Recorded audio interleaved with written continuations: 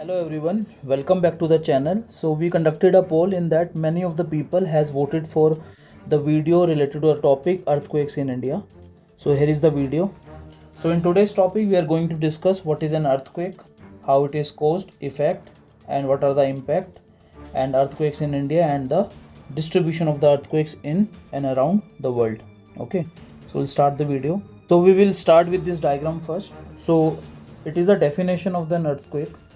So an earthquake is the shaking of the ground caused by the sudden motions along faults or fractures in the earth crust.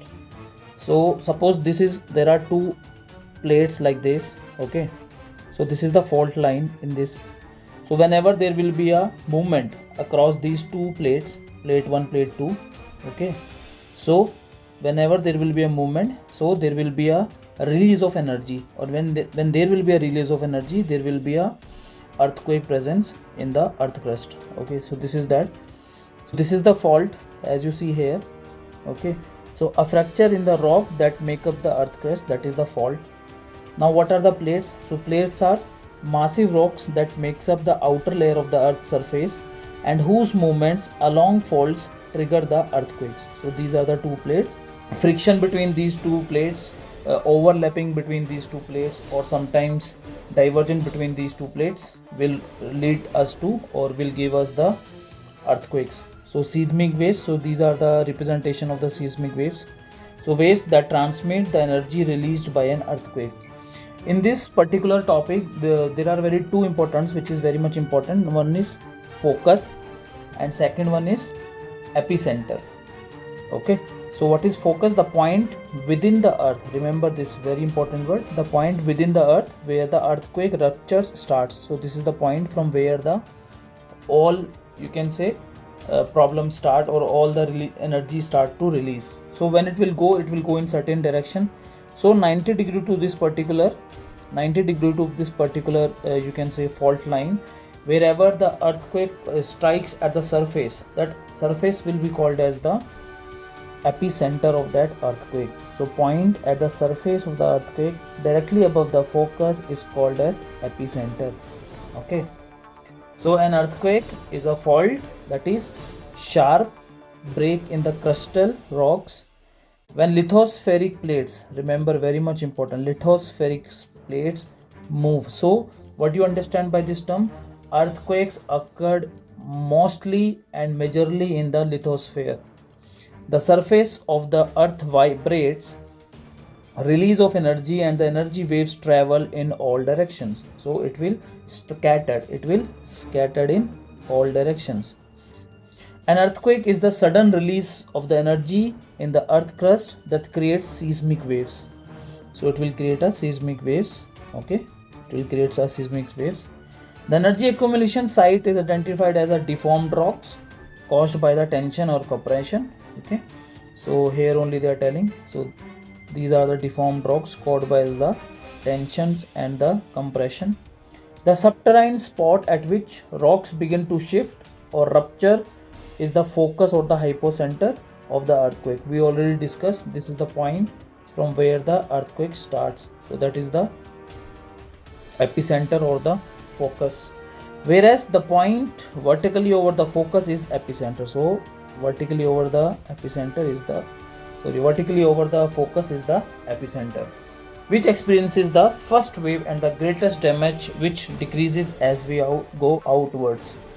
Okay, so recently Afghanistan also hit by the earthquake. 2 days before, Delhi also got some of the earthquake waves.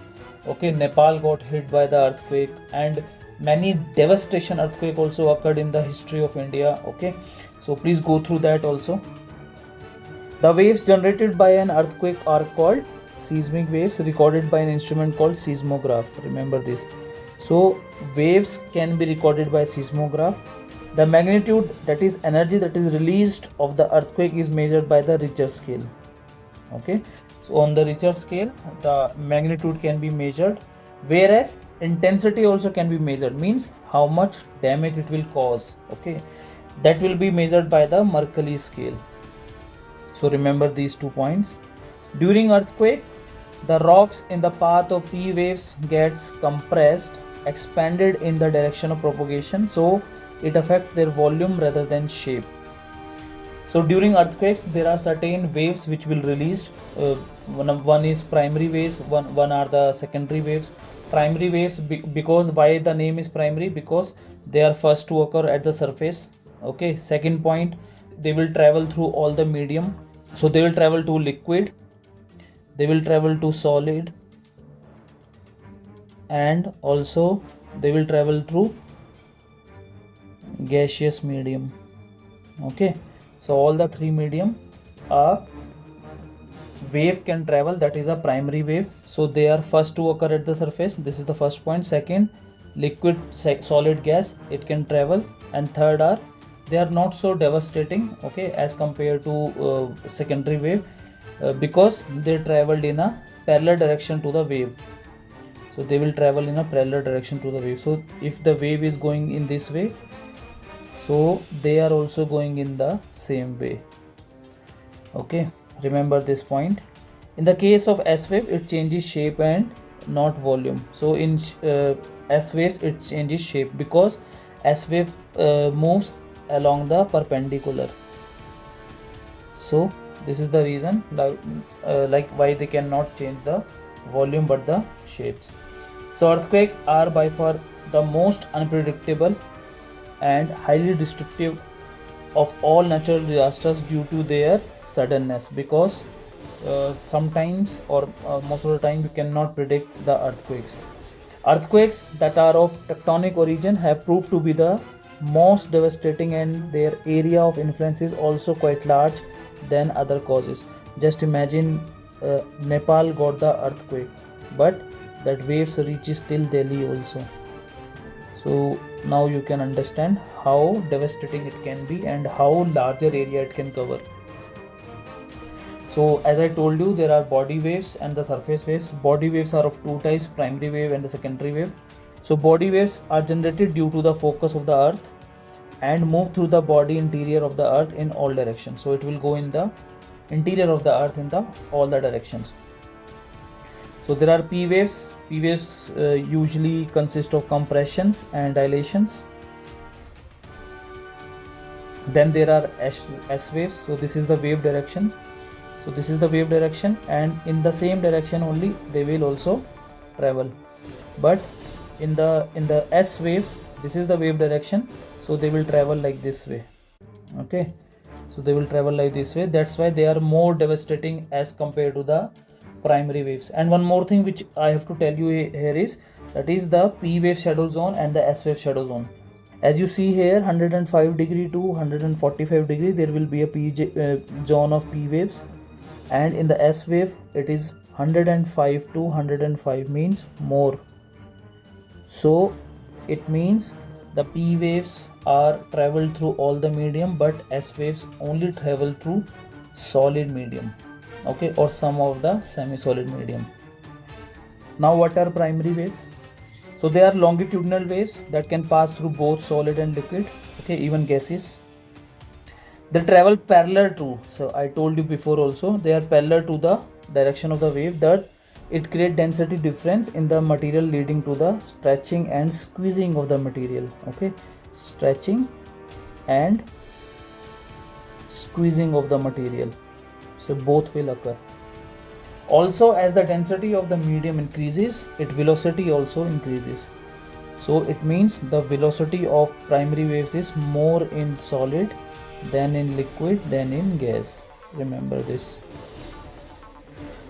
But they travel slowly through liquid, so at the depth of 2900 kilometers they reach liquid molten core, so their velocity reduces. As they reach the inner core, which is solid, their velocity increases again. They are similar to the sound waves, so they are very much similar to the sound waves. So sound waves measures in which unit, that you have to tell in the comment section. Please, this is your homework, so tell in the comment section. Secondary waves, next is secondary waves. So they are the transverse waves, so that is longitudinal, this is transverse waves, means they cannot pass through the liquids. They travel perpendicular to the directions of the waves. This create thrust and thrust. So what are thrust and thrust? So suppose this is the wave, okay, So this is the crest, means the higher portion is the crest and the lower portion is the troughs. So remember this. They travel to the depth of 2900 km, after which they get deflected since the outer core which is liquid, so they will not be detectable at the liquid core. So there are also surface waves released during the time of earthquake, but because there are two types, love waves, L waves and the Rayleigh waves, it is not so important, but still you should know, like there are four waves which will released at the time of the earthquake. The body waves interact with the surface rocks and generate a new set of waves which moves along the surface, that is called surface waves. Okay, so we'll move the next thing. So this is the L waves and Rayleigh waves. So L wave, again the direction is somewhat like this only, as you can clearly see. Okay, and regarding Rayleigh waves, it is this way. So it will create a wave in a way the cycle motion is going on. Now we'll see the causes of the earthquakes. So number one is plate movements. For example, the Himalayan region has the CC convergence, means continent to continent convergence boundary for the plates. So that is the plate movement. So whenever the Himalayan is getting the earthquake, it means the continental convergence occurred in the Himalayas. Second is faulting and folding. Example, Bhuj and the Latur earthquakes. So in Bhuj, Gujarat and Latur, we have faced also the earthquake. So that time it was a faulting and the folding. Again, two plates are there. So either they will go apart, they will come together, or they will just slide together. Okay, they will just slide together. So faulting and folding, Bhuj and Latur earthquake.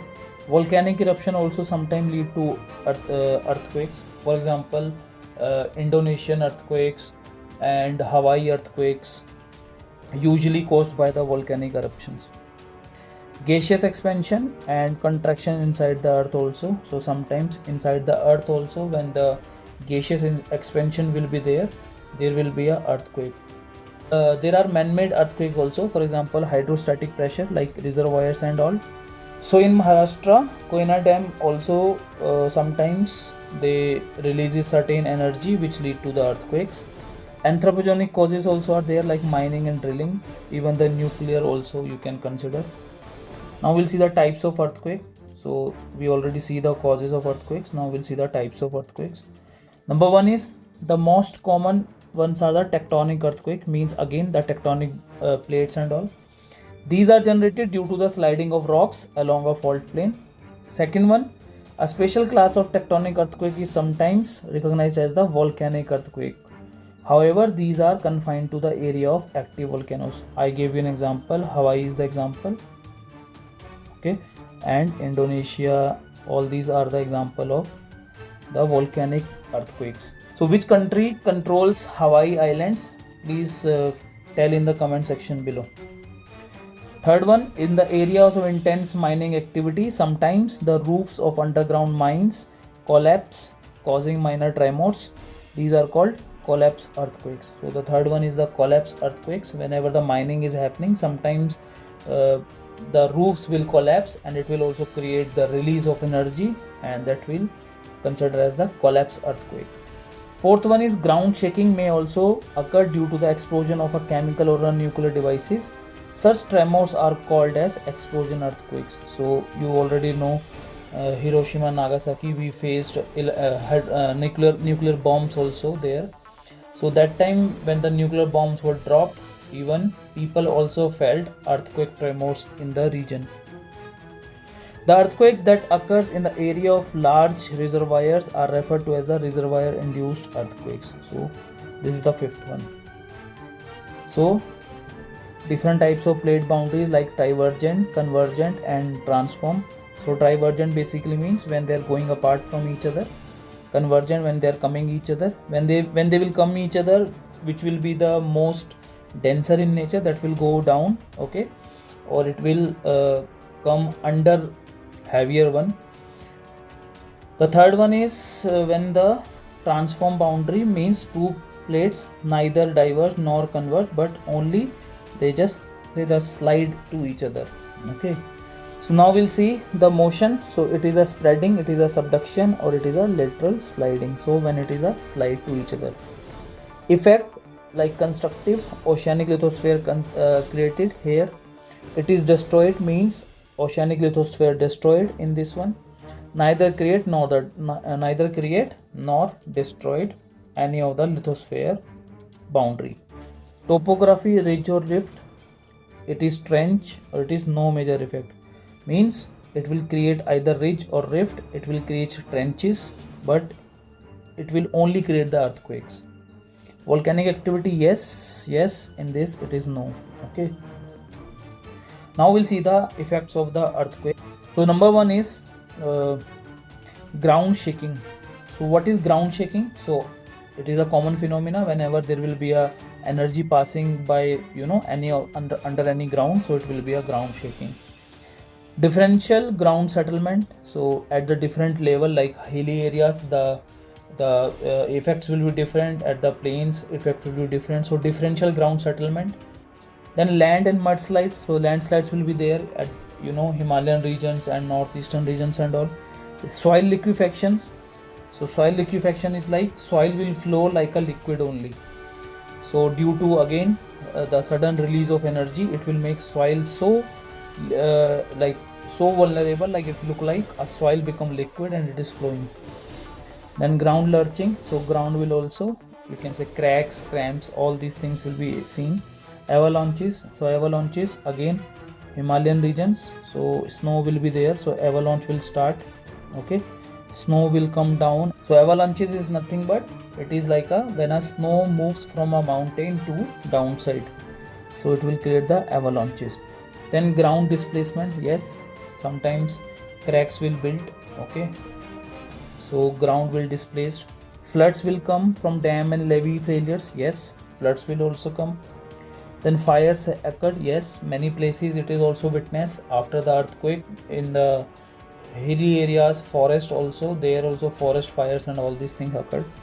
Structural collapse. So buildings will fall down.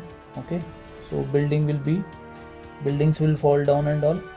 Falling objects. Yes, many of the falling objects will be there, trees, other structures and all these things. Tsunami also caused. So here one thing you have to remember regarding tsunami is, tsunamis are waves generated by the tremors and not by the earthquake itself. So earthquakes are not direct cause of tsunamis. Earthquake causes tremors. Those tremors or those waves causes the tsunamis, because tsunami is nothing but a wave only. Okay, in this diagram others are also there, like direct damages, shakings, surface ruptures. Okay, liquefactions we discussed already, landslides, rock falls, etc. Now we'll see distribution of earthquakes in the world. So this region is very important. This is called as a Pacific Ring of Fire. Okay, this is the Hawaii Islands. So if you see this region, so this is considered as the Pacific Ring of Fire. Approximately 70 to 80% of the volcanism, earthquakes occurred during this in this region only. So you have to remember this. UPSC already asked many times in the mains examination in 10 marker. So you have to understand the concept regarding this earthquakes in a mains perspective also.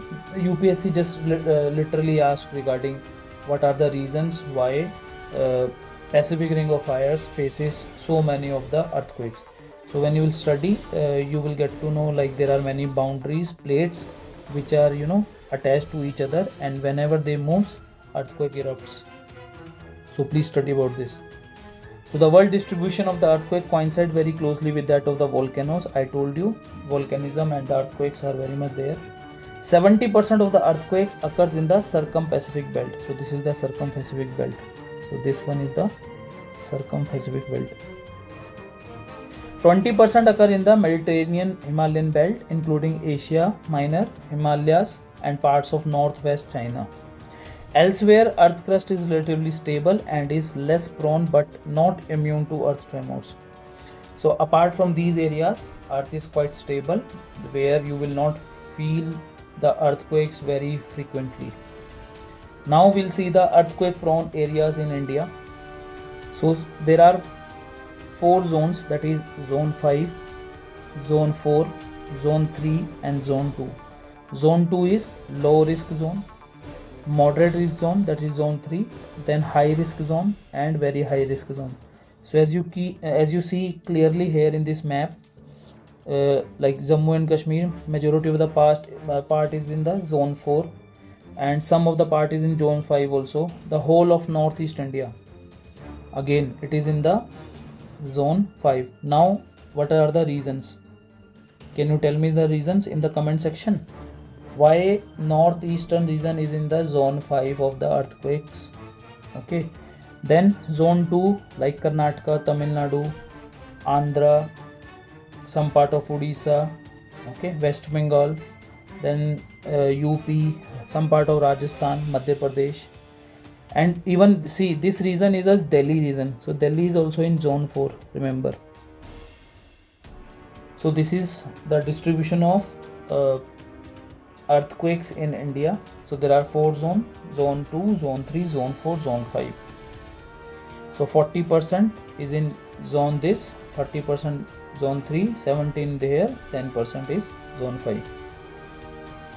So the entire region covering 14 states located in western and central Himalayas, northeast parts of Indo-Gangetic Basin is highly prone to earthquake, that is zone 5. Okay. Some of the most vulnerable states like J&K, Himachal Pradesh, Uttarakhand, Sikkim and Darjeeling and all northeastern states. Then the hilly regions are also prone to earthquakes induced landslides.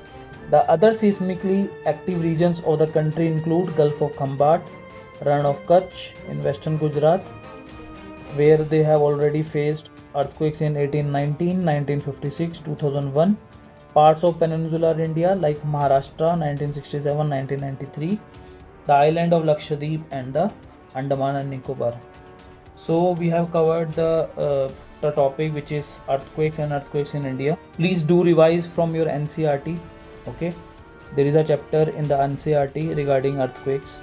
So please revise the chapter from there and please let us know in the comment section the next topic. Okay, comment the next topic also in the comment section. So we'll meet in the next video. Till then, bye, take care.